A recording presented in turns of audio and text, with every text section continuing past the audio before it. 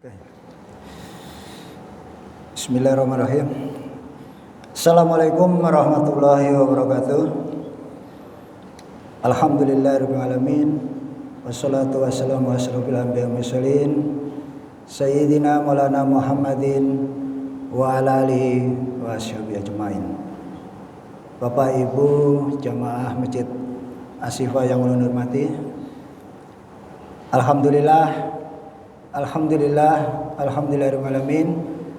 Sampai saat ini kita masih diberi kesempatan, masih dititipi nyawa oleh Allah Subhanahu wa taala sehingga kita masih bisa berkumpul dalam satu majelis ilmu yang mudah-mudahan ini menjadi berkah bagi kita semua dan diridhoi serta dirahmati Allah Subhanahu wa taala. Saya lihat di sini Bapak Ibu ini semua calon penghuni surga ya. Insya Allah Bapak sekalian. Karena buktinya apa? Bapak Ibu saat ini bisa sholat berjamaah di masjid. Itu nikmat yang luar biasa. Tidak semua orang digerakkan untuk bisa sholat berjamaah. Ada yang sholat lambat, ada yang bahkan nggak sholat, ada yang bahkan maksiat. Ini suatu nikmat. Baik ya, karena ini kultum jadi 7 menit. Saya akan buka untuk Bapak Ibu kita sama-sama mendengarkan ya. Saya supaya lebih jelas nanti ini keluar dari sini mudah-mudahan ada perubahan yang lebih baik. Ini saya akan nyetel sedikit sebuah hadis, nanti akan saya bahas. Qala Rasulullah sallallahu alaihi wasallam kataballahu maqadirul khalaiqi qabla an yakhluqa as-samawati wal ard bi 50,000 sanah. Rasulullah sallallahu alaihi wasallam bersabda, Allah telah menetapkan takdir untuk setiap makhluk sejak 50.000 tahun sebelum penciptaan langit dan bumi. Hadis riwayat Muslim. Oke. Qala Rasulullah sallallahu qala Rasul. Jadi dari hadis tadi jelas Bapak sekalian ya, bahwa Allah telah menetapkan takdir kita itu 50.000 tahun sebelum penciptaan langit dan bumi. Baik, sekarang yang paling penting kita harus tahu bahwa orang Islam tuh harus yakin bahwa kita punya namanya rukun iman. Rukun iman tuh ada 6, saya kira sudah tahu. Percaya kepada Allah, kepada malaikat, pada kitab, rasul, hari akhir, dan qada qadar atau takdir. Nah, mesti ini banyak yang tanya nih. Ternyata kita ini sudah dicatat. Nah, Mas Auri nanti bantu saya Mas Auri ya. Jadi beratnya 5.000 tahun itu sudah ada kitabnya Bapak sudah ada catatannya. Semua ini sudah ada catatannya. 50.000 tahun sebelum bumi langit. Jadi saya contohkan. Ini catatan nih. Mas Auri tolong bantu saya ke berdiri Mas. Berdiri Mas. Nah, ini misalkan Mas Sauri, ini marbot kita ini. Salaman dulu. Ini marbot kita. 50.000 tahun sebelum ini diciptakan, ini sudah punya catatan, Pak. Sudah punya catatan. Saya kasihkan nih, Mas Sauri. Ini catatan sampean. Ya, sebentar, jangan pergi dulu, tenang aja. Nanti ada bonusnya. Udah ya. Ini kan sudah ada catatan nih. Semua ini loh, Pak. Sudah ada catatannya mulai dari A sampai Z. Pertanyaannya sekarang Mas Sauri terima catatan ini sikapnya apa? Sikap yang paling baik kita tetap ridho saja kepada keputusan Allah. Ridho. Nah, tetapi ketika menerima catatan ini Allah itu sudah berfirman, manusia, kamu ya saya ciptakan tuh untuk ibadah. Ya kan kalau Pak Ustadz Taufik, Mama khalaqtul jinna wal insa illa liya'budun. Tidak aku ciptakan jin dan manusia untuk beribadah. Sudah dipeseni Allah nih di catatan. Catatan ini nggak bisa dibuka-buka siden, kada kahwani siden kada tahu nih. Apakah siden ke neraka, ke surga jadi apa, jadi marbot, nggak tahu. Dan kita nggak usah ribet. Catatan ini pegang aja. Terus kata Allah, aku ngikutin sangkaan hambaku. Itu di Al-Quran ya. Jadi sampean prasangka baik aja, nasib sampean itu baik, sampean ke surga. Kalau ndak ya ngikutin, sampean was-was ke neraka, ya ke neraka. Wong Allah sudah jamin bahwa Allah ngikutin sangkaan hambanya. Nah, berhubung si Den itu kada tahu isinya apa, ikutin aja perintah Allah. Bahwa Allah nyiptakan itu untuk ibadah. Jadian sampean diciptakan untuk ibadah. Terus takwa dan tawakal. Artinya apa? Si Den ini diperintah Allah untuk takwa dan tawakal. Takwa itu apa? Mengikuti perintah, menjalankan perintah, menjauhi larangan. Tolong dicatat itu. Sampai nggak usah ngeributin ini. Terus tawakal itu berserah diri kepada Allah semuanya. Jaminannya apa? Siapa yang takwa maka akan diberi jalan keluar. Kemudian diberikan rezeki dari arah yang tidak sangka-sangka. Itu karena takwa. Ketika tawakal, jaminannya apa? Ketika Bapak Ibu berserah diri tawakal, maka semua akan dicukupi oleh Allah. Semua sudah ada catatannya. Sampai bahas lagi nih. Misalkan ini bisa dirubah enggak? Enggak bisa, sampai enggak bisa merubah. Enggak bisa, Pak. Yang bisa siapa? Allah Subhanahu wa taala. Yang bisa Allah yang rubah. Wong ini yang menciptakan Allah, Allah Maha Kuasa. Innallaha ala kulli syai'in qadir. Apapun bisa menurut Allah. Tapi sampean enggak bisa sudah ada. Nah, terus sampean jangan berpikiran kalau gitu, kalau sudah ada takdir ya sudah aku jadi maling ya karena Allah kan bukan kan gitu kalau misalkan karena sudah bukan begitu. Allah ketika ngasih ini sudah ada batasannya. Kamu harus beribadah. Harus takwa, jaminannya begini. Terus kemudian sampean melakukan maksiat, ya berarti yang melakukan sampean. Allah sudah nyuruh sampean sholat, sampean nggak sholat misalkan, ya berarti kan sampean, nafsu sampean. Makanya Allah menurunkan setan untuk menggoda. Itu tes-tesannya aja.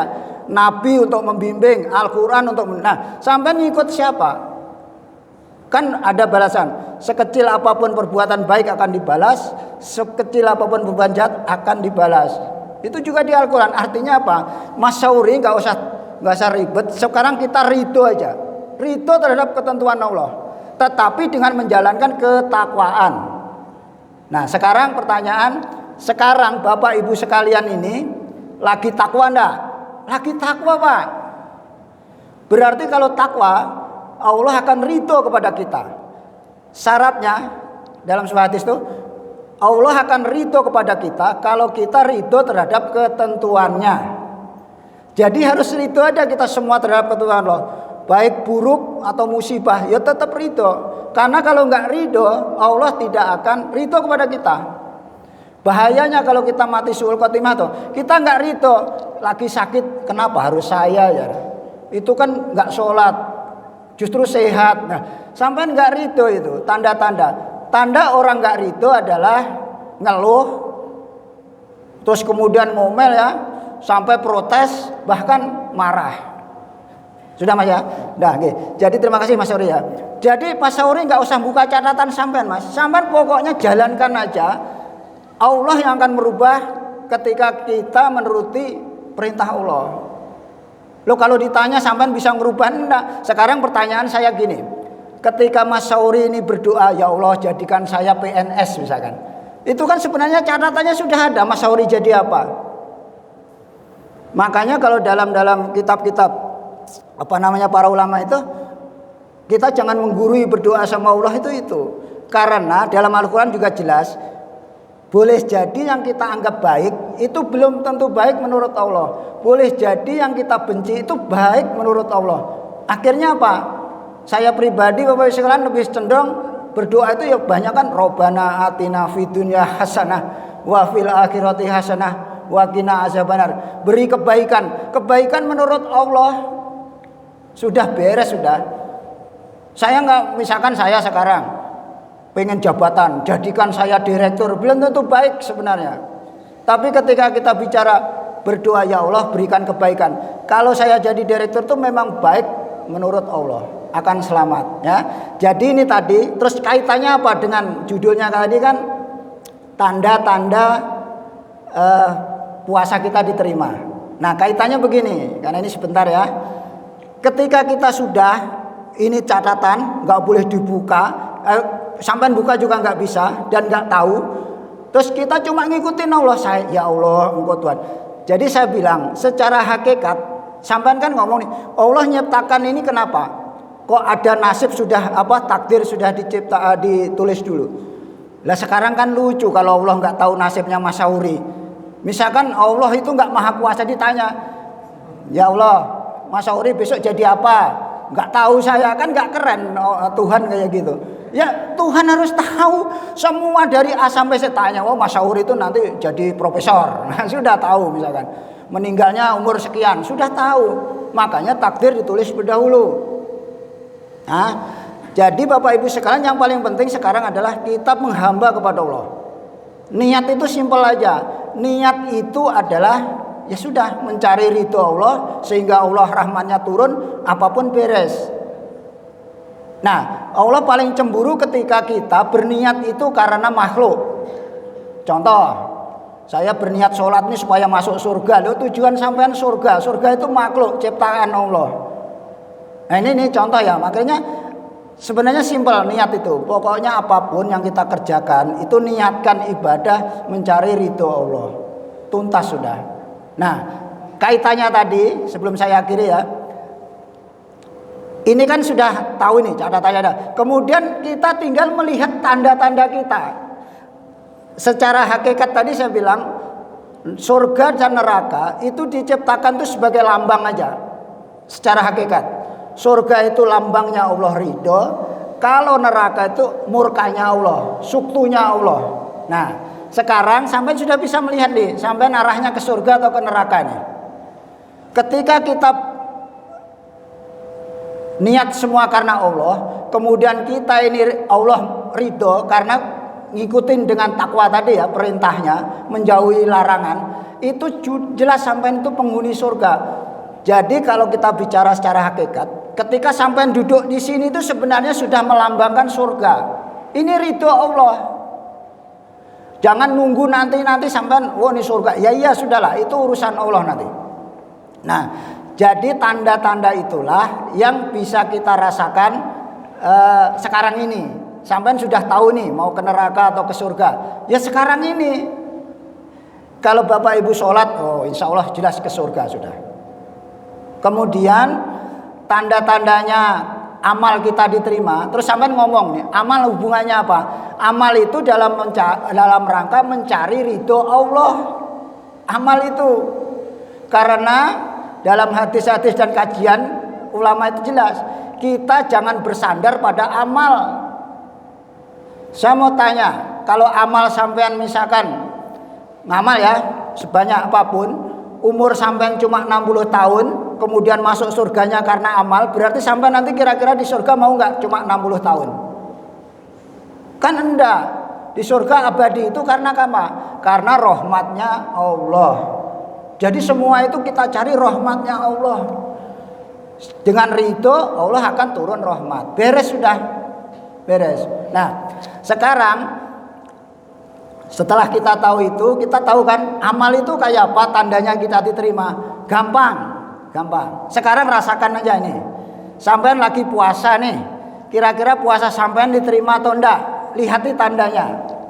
Pertama, tanda amal diterima adalah Bapak Ibu nikmat, senang melakukannya. Sekarang saya mau tanya ini, ada yang puasa ngeluh terus enggak nih?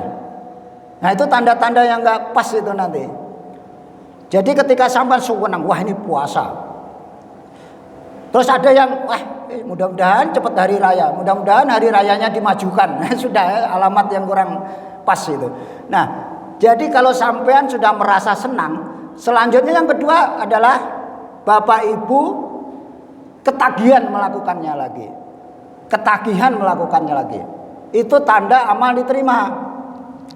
Hari ini Bapak Ibu sholat berjamaah. Suwenang artinya, wah saya suwenang sholat berjamaah. Diimami Ustadz Taufik, wah mantap gitu. Kemudian besok saya pengen jamaah lagi. Itu tanda-tanda baik bahwa amal kita terima. Sama dengan puasa. Kalau sekarang melaksanakannya dengan senang, insya Allah itu diterima. Yakin aja sudah. Yakin.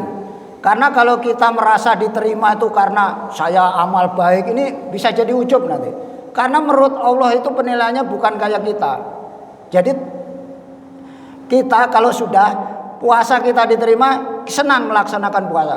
Sekarang saya nggak akan tanya Bapak Ibu sekalian, rasakan sendiri puasa ini menyiksa atau senang sampean.